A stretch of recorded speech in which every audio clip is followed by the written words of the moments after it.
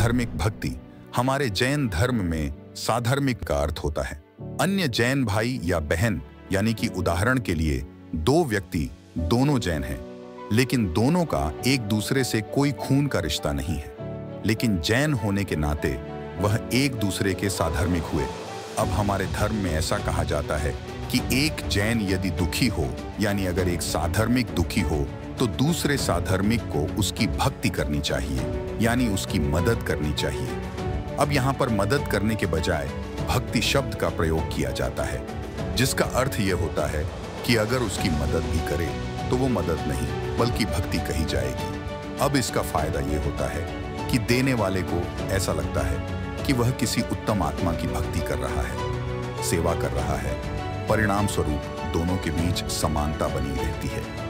अब ऐसा नहीं है कि जैन धर्म में ऐसा कहा गया हो कि बाकियों की मदद मत करो, वह भी अलग से बताया गया है।